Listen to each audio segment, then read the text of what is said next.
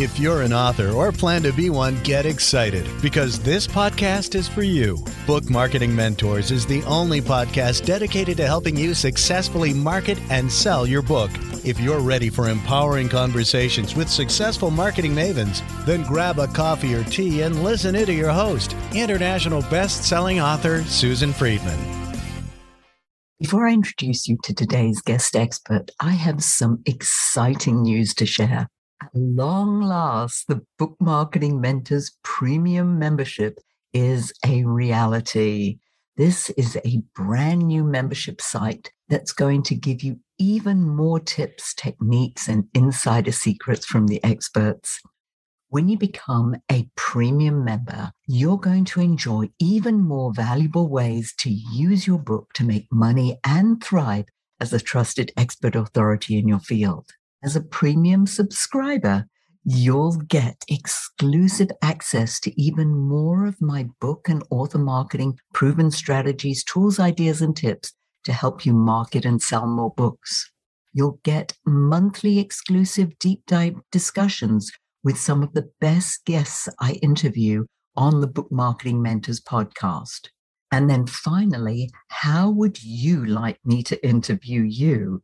Every month, I'll feature an interview with a nonfiction author, and you've got an opportunity to be chosen as one of those guests.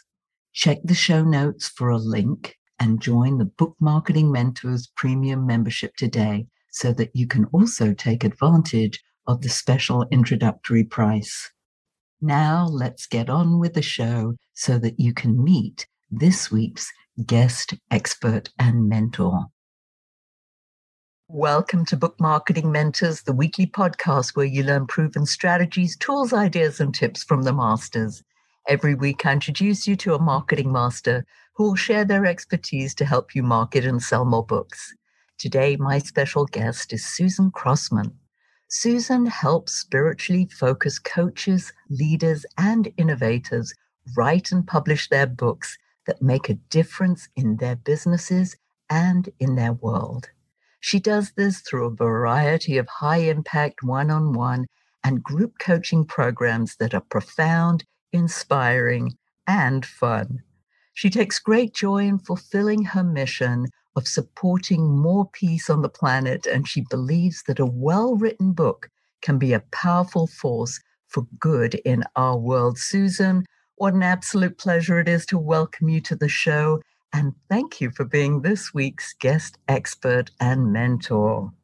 Thank you, Susan. What a delight to be here. I'm so thrilled to be able to sit here with you and have a lovely chat. I love it. I know that you had me address your mastermind group a few weeks ago, and that was a lot of fun. And anybody who's in the writing and publishing business, I'm like, we understand each other. So that's great. Susan, I know that one of your favorite topics is talking about making content marketing easier.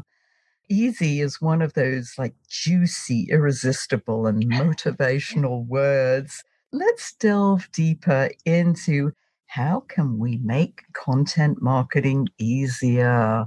But first, before we do that, let's actually make sure that we're on the same page. Tell us what content marketing actually is. Ooh, that's a good question. Thank you, Susan. Content marketing is something that has evolved over the years into a term that refers to our online content. I'm a professional writer by trade. I cut my teeth on journalism and government communications and corporate communications and all that kind of thing. As time went on, I actually ended up as a marketing copywriter back in the day. What I've discovered is that as time went on, and the internet, of course, turned everything on its ear, we've had to become very flexible in how we market ourselves. And online content marketing, well, actually, content marketing has been around forever. Way, way back, once upon a time, there were a lot of vehicles for businesses to appeal to their ideal audience with some content. If you think of the Michelin guides, we all kind of know about the Michelin guides. They're the guidebooks that will take us through France from one wonderful restaurant to another. That's actually an earlier example of content marketing. And another one I can think of would be the Campbell Soup Company. The Campbell Soup Company, once upon a time, came out with a deck of recipe cards that used their soups. People who were cooking at home, kind of basic homemakers and the like, they were able to get these decks of recipe cards that employed the Campbell soup different types of Campbell soup in the recipes, and they were able to make lots of delicious meals. And so that was a form of content marketing. Now that the internet has arrived, and it's not new anymore, the world and businesses have decided, okay, we need to take that concept of using our content to appeal to our audience online. That's basically what content marketing is today. It's really a world of producing content that appeals to your target audience in a variety of interesting and delightful ways. Talk about some of those ways. Sure. There are lots and lots of ways to create content. We've all heard of blogging. A blog is a very basic form of content marketing. Our social media is a form of content marketing. Video creation, vlogs with a V, that's another kind of content marketing. But also ebooks. A lot of companies have created interesting ebooks that solve a problem for their customers, and that's another form of content marketing. And we could go really on and on. Basically, anything you create that solves a problem for your customer is part of your content marketing strategy. It's not actually advertising. And there's a real distinction between a sales page and a piece of content, in that a sales page is very directly promoting your business, whereas your online content is really more focused on solving a customer's problem, entertaining them, informing them, educating them, giving them more details about your products and services, not necessarily to really entice them to buy your product, but really to position you as a leader for them. And I know that many of our listeners are wanting to position themselves as thought leaders and experts in their industry. How can we make this easy? It seems like so much hard work when you think of all these different things that you could do. How do you position it so that we can do this so that it isn't stressful? I sure get that. And I'm all about easy. I think the world has become a really complicated place. And marketing generally is an area that a lot of business owners find a little overwhelming, kind of confusing. They're not sure really what it is.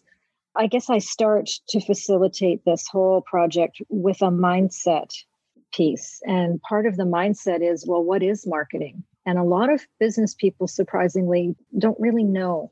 And I simplify it by just saying marketing is the process of starting conversations with people we'd like to do business with. And we can start those conversations with our online content. Really, that's the basis for everything I do. Is when I'm working on a marketing project, I'm looking at how can we start conversations with the people we'd like to do business with. And that's where our content comes in. It's an activator for a conversation. The other piece about mindset, Susan, is that it's really important for us to remember that the world has become our audience. 40 years ago, the world was not our audience. We had to be very focused on a very narrow geographic area. And of course, if you're a bricks and mortar company and you're looking for walk-in traffic, then you want to still be quite locally focused. But for a lot of businesses, they can really do business with anybody, anywhere. And so it's helpful to have a bigger vision of what your business is capable with. First and foremost, if people can't find you, though, they can't do business with you. So along with this idea that your marketing, your content needs to be something that will start conversations with people, we want to remember that the search engines are always watching. And if people can't find you, they can't have a conversation with you. And one of the really important aspects of our online content is this fact that they trigger the search engines to be able to find us as well. And we all want to be placing well in the search engine results pages. And that's one thing our content can do. It can help us show up higher up in the search engine results pages. So when someone's searching for someone, and we all do this, we all search for the things that we're looking for in life. to solve a problem. And if you're not producing content, then it's highly unlikely that you're going to be showing up high enough in the search engine results pages that people are going to be able to see an entry there for your business or for the service that you provide. So the more content you create, the more you're telling the search engines that you're a going concern and they better pay attention because you're kind of important in this area. The more content you create, the more response you'll get from the search engines. And so it's a really important way to get visibility. Another piece about that is, of course, remember that we have become publishing companies as small businesses. We really need to be creating content. And it might not just be text content. We got to look a little wider. Video content is really important. Those ebooks are still relevant, a little bit less relevant than they were a number of years ago, but they still provide valuable content for our readers. Social media is an important part of that. And all of that feeds into this great, big, massive search engine, colossal chaos. And the more content we create, the better the visibility. And to allow people to find us, that's really the whole thing. So that's the first piece for me is mindset. We have to understand that we need to be creating content to reach our audience members around the world. That in and of itself, it's wonderful, but it's scary at the same time. That once upon a time, it was just a small universe that we had to worry about. And now it's grown to encompass, as you rightly say, the whole world. So lots of eyes on us. How often should we be putting out new content? There really isn't a one-size-fits-all answer to that because content is expensive to produce because it takes our time. Depending on how big your team is, you may not have the resources to employ someone full-time to be your content creator. I know for me, for many years, I had to do all my own content and, of course, running a business. And we have a lot of other things we're doing, not just running businesses. You just can't work full-time 24/7 on creating content. It can be a bit overwhelming, but I always recommend people create as much content as they can comfortably with the resources and the time that they have. That might mean blogging once a month, even as little as that. Technically, the experts say we should be blogging at least once a week. I don't know about you, Susan, but it's really hard to write one blog post every week and throw that into everything else and promote it on social media and send out an email to your list about the fact that you've written another couple of blogs. Like, it's a lot. And so I typically will produce 2 blogs a month. But as long as you're being consistent, even if it's every other month, if that's all you can manage, do that. Because consistency is really important. And the more you do, the better the results are. But at the very least, get started and get going regularly. And I love a blog because it's one of the simplest things. Or a vlog, a video blog. That's also another one. In fact, video is indexed by search engines a lot more positively than text content. A lot of people find it's a lot easier to create a 4-minute blog or a 3-minute vlog and put that up on their website rather than write something, because not everybody's a natural writer, not everybody's comfortable with it. And in doing that, what you're also doing is enhancing your search engine results even more because the search engines prefer video content. Now, they're not saying that they do, but most of the marketers that I know recognize that their results are significantly better with video content than it is with text content. How about like a podcast? Now, you know that I only do this as an audio only. How does that rank? I haven't seen statistics on that recently, so I'm not sure where audio is these days. I have heard that the visual content gets bigger boost, but to be honest, I'm not sure whether audio would outrank text or not. I kind of suspect it would, but I'm so sorry I don't have a number on that one. Oh, that's okay. I didn't mean to put you on the spot there. I'll find out now, though. Do you have any kind of formula for making this easy for us? Yeah, definitely. You always want to work with a strategy. If you can set yourself down and determine what is going to work for you, a nice little easy format would be 1 blog a month, supported by social media. Well, let's back up a bit. We need to know who our ideal audience is, who our target audience is. Probably a lot of your guests have talked about that target audience. And the more we know about who we want to be having those conversations with, the more targeted our content can be. Step one would be figure out who your ideal audience is. Who is that person who really loves what you have to offer? If you know who that person is, then you can target them online. For example, there is information available about who hangs out on which social media platforms more. For example, 54% of Facebook users are female, but only 43% of LinkedIn users are female. If your product or service targets females, women, then you might want to be looking at Facebook rather than LinkedIn. There is a company called Khoros, KHOROS.com is their website. And they have an excellent analysis of who is located where predominantly across all of the main social media platforms today. 3.2 billion people use social media every day. That's half the world's population almost. People are there.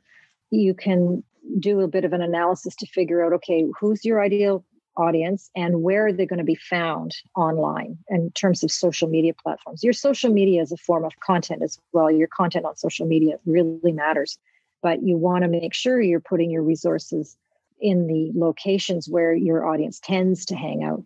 That's a really important part of all of that too. So post once a day. You don't want to post more than once a day on social media.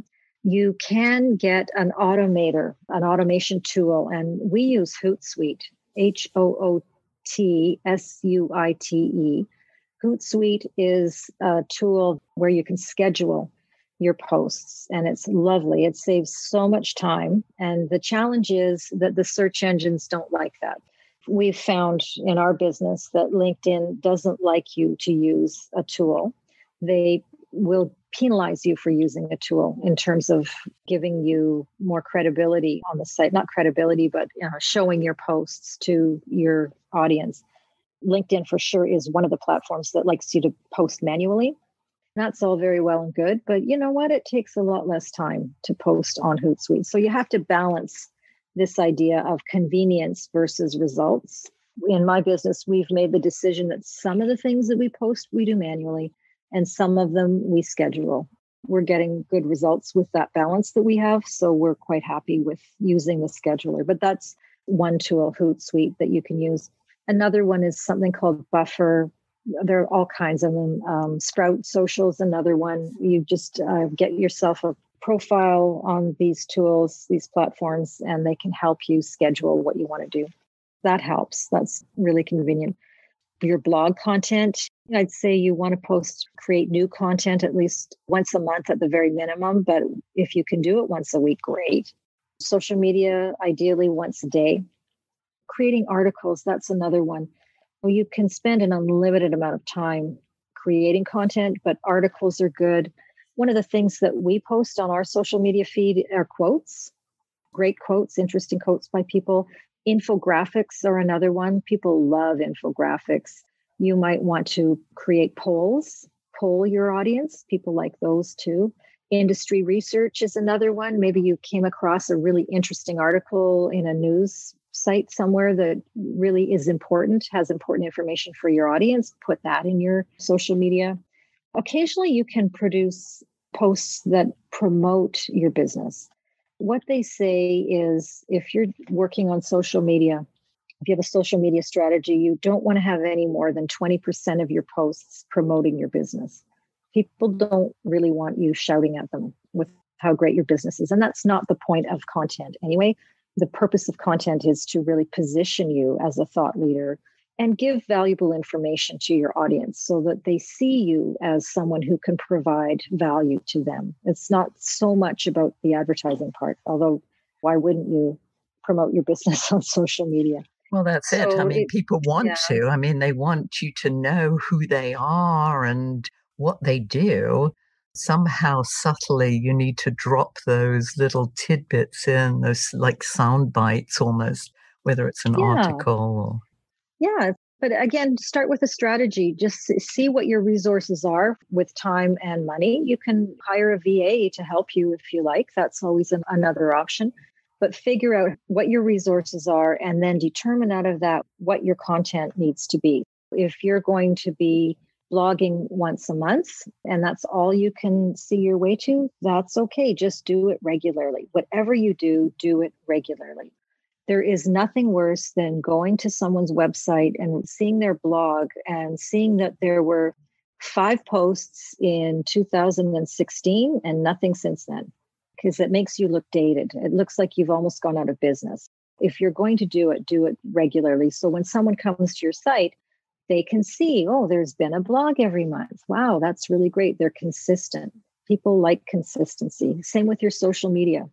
The real advantage, too, is that if you meet someone at a networking event and they think you're kind of interesting and they're maybe thinking of moving forward into a relationship with you, they are going to go and check you out online. They'll Google your business name and every piece of content you've created that's affiliated with your business name or your personal name, depending on how you set yourself up online. They will find that online and they're going to go and check that out.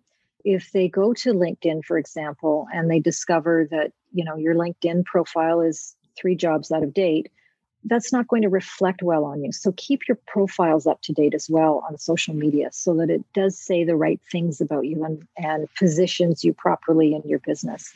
Again, same with your blog. If you've got a blog and you've met someone at a networking event and they go to your website and look at your blog, you want it to be fairly up to date. Again, I know how much time it takes, but do the maximum that you possibly can with the resources that you have, but just be consistent. Well, there's some dynamite information there. How about mistakes, Susan? What are some of the common mistakes that you see people making here? Well, the inconsistency piece is the big one for me is, again, starting a blog and then abandoning it because it really makes you look dated. I would say that's a real biggie. I think also confusing people by not having a target audience member in mind. You're not here to service everybody. Your business serves a particular client, and maybe you have several types of clients at different stages of a decision-making process that you look after. You may have a variety of services and products that are for different target audiences, but be very clear about who they are. And make sure that your content reflects that audience member. If you're in a business, you want to make sure that the content is serving the needs of your target audience. Again, the other part of that is know what their pain points are. Figure out what are your target audience members struggling with, and then you can create your content so that it conforms to the needs of the target audience. Like you can show that you can meet that need. That involves a little bit of market research. And I highly recommend people do a little market research on the people they think are in their target audience and ask them, what are you struggling with? What are your pain points? What's the worst thing about whatever topic area you cover? And get that information. Interview 20 people. The answers may surprise you, but at least you'll have solid information that will be valuable in creating your content. Rather than guessing at what you think people are struggling with, find out.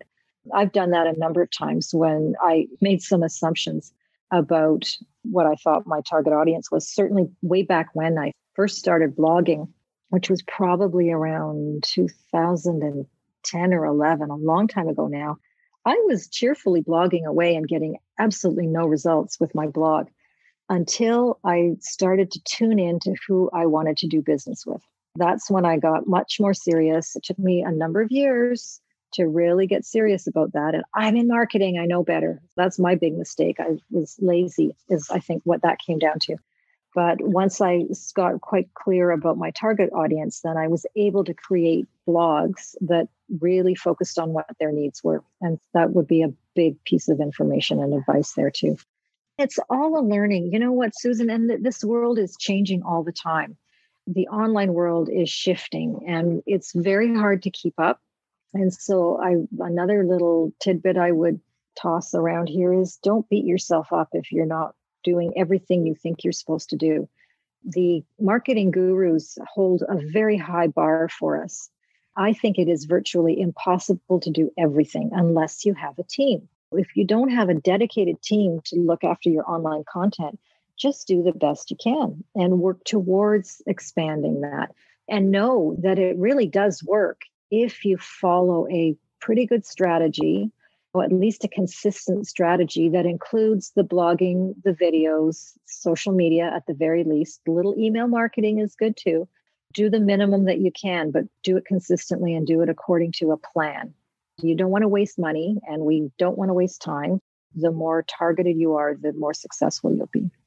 And that's so great, because I know so many of our listeners you get enticed by the gurus. As you rightly said, they're doing so much, but they have a team behind them and they make it look so easy. Yet when you have to do it yourself, it's like, this is hard work to do all this stuff. That was really nice to hear, and I'm sure our listeners really appreciated that. Susan, if our listeners wanted to find out more about you and your services, how could they do that? They're welcome to go to our website. The best web addresses, we have a couple of those for different purposes, but is awakeningauthor.com. Awakening Author. Great. We'll put that in the show notes so that anybody who's listening to this while they're traveling or, I don't know, mowing the lawn or exercising, that they can see it there. If you were to leave our listeners with a golden nugget, what might that be, Susan? To some extent, I think it's important in all of this that we trust our instincts. We are inundated with messages about how we're supposed to do things. I think it's really wise to listen to what the experts say and then go with your gut. I like it. At the end of the day, you've got to feel good about it. You've got to enjoy doing it. You won't keep it up if you're not enjoying it. Definitely. Yeah, enjoy the journey. Yeah, exactly. And try and make it fun. I can remember I had a boyfriend way back when, and we were talking about housework, and I said, I hate housework. He said, well, you just have to make it fun. And I thought at the time, well, that was such a silly thing for him to say. And yet I've realized in the years since, you can make almost anything fun. With enough care and attention and a goodwill, we can do that. But seriously, if it isn't your love, for example, if you hate to write, you're just not comfortable with writing. So this idea of creating a blog and blogging regularly makes your toes curl. Well, do a video blog, do a vlog instead. That's awesome to do that and do it regularly. I love what you say, Susan, about making it enjoyable, making it something that works for you. Yes, so much so. And like, you make your programs profound, inspiring, and fun. I remember reading that in your bio. Yes. So, yes. Yeah, I like to have fun. Yeah. We've got to have fun. Susan, what a pleasure it is to have you here. Thank you for sharing your wisdom. And thank you all for taking time out of your precious day to listen to this interview. And I sincerely hope that it sparked some ideas you can use to sell more books. Here's wishing you much book and author marketing success. The time is now to take action and finally build your book-selling empire. And the great news is that Susan is here to help you. Visit bookmarketingmentors.com and sign up for a free 15-minute book marketing strategy session with Susan. She'll help you discover your first steps to marketing and selling your book. Only those who take action are rewarded, so visit bookmarketingmentors.com, and we'll see you again next week.